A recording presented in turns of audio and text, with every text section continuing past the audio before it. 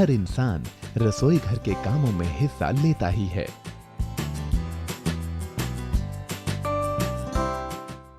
खाना बनाने में यानी कच्ची चीजों को पकाकर खाना तैयार करते समय हम कई सरल और जटिल रासायनिक क्रियाओं के दौर से गुजरते हैं।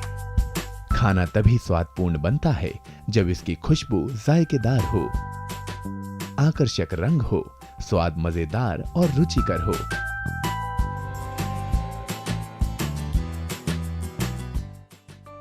आप सभी ने अपने अपने घरों में देखा होगा कि हमारी दादी, माँ, बुआ, चाची, बड़ी बहन यानी सभी महिलाएं रसायन विज्ञान की जानकार नहीं होती, पर वे सभी रसायन शास्त्र का प्रायोगिक ज्ञान खूब रखती हैं।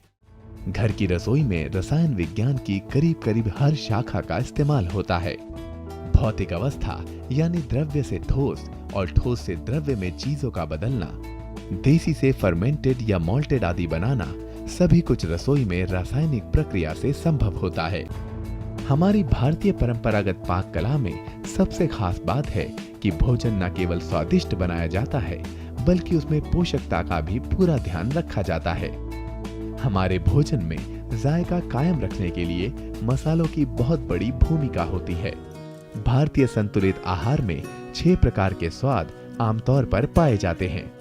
परंपरागत स्वाद मीठा, खट्टा, नमकीन, तीखा, कड़वा और कसैला।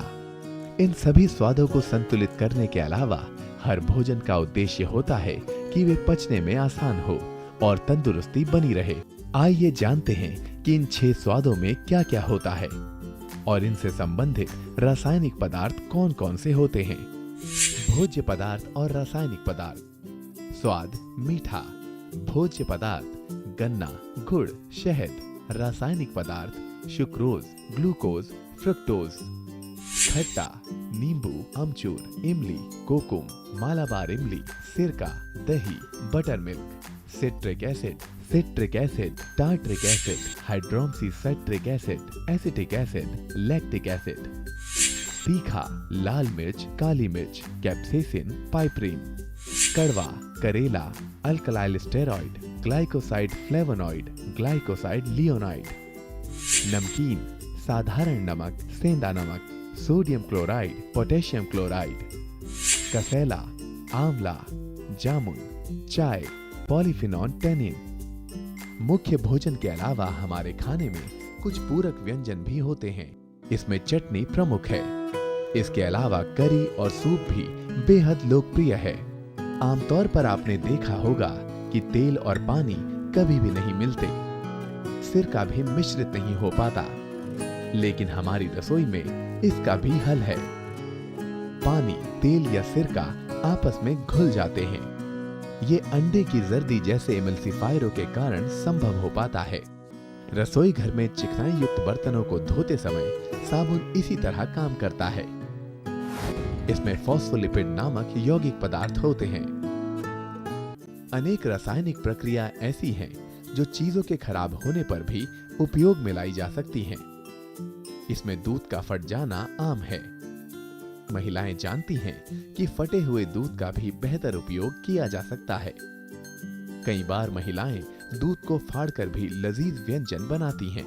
पनीर बनाने के लिए दूध में एंजाइम, अम्ल या विभिन्न लवण जैसे मैग्नीशियम क्लोराइड, कैल्शियम क्लोराइड या जिप्सम मिलाए जाते हैं और फिर दबा दिया जाता है।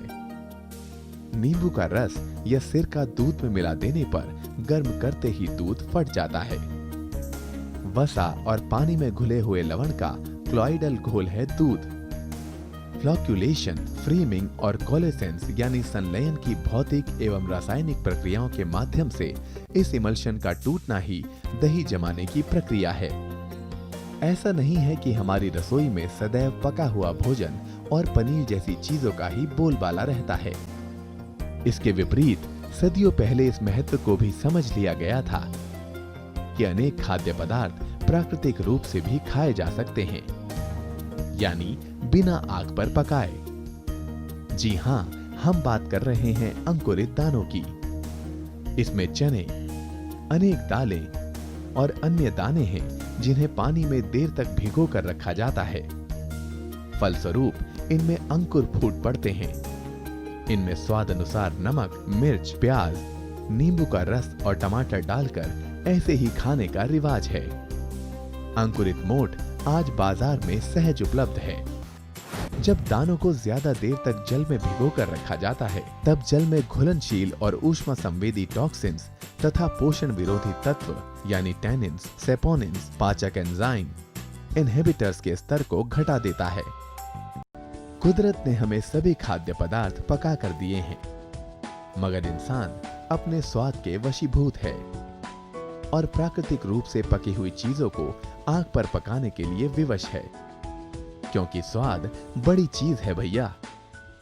रासायनिक विधियां और भोज्य पदार्थों के बदलते गुण, तलना, मांस, मछली, अंडा, सब्जी, Maillard reaction, caramelisation, polysaccharide degradation, loss of pigments, protein denaturation, vitamin loss, अवांछित एवं वांछित यौगिकों का उत्पादन, सेंकना, bread, biscuit, pastry, cake, caramelisation, Maillard reaction, polysaccharide degradation, protein denaturation, वांछित एवं अवांछित यौगिकों का उत्पादन, उबालना, चावल, पास्ता, सब्जियां, दालें, polysaccharide degradation, loss of pigment, protein denaturation, polysaccharide gelatinisation, vitamin loss, mineral loss, grilling, मांस, मछली, ब्रेड, सब्जियां, फल, caramelisation, Maillard reaction, polysaccharide degradation, loss of pigmentation, protein denaturation, vitamin loss आदि। इससे स्पष्ट है कि भोजन पकाने के दौरान पोषक तत्वों में कमी आ जाती है। स्वाद, सुगंध व रंग की तरह ही आकर्षण के लिए जरूरी है भोज्य पदार्थों की संरचना। रोटी या चपाती की संरचना इस बात पर निर्भर करती है कि आटे में पानी कितना मिलाया गया है।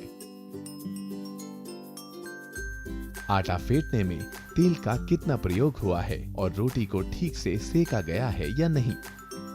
मुलायम और फूली तह लगी चपाती की संरचना दरअसल आटे में मौजूद प्रोटीन, ग्लूटेन पर निर्भर करती है।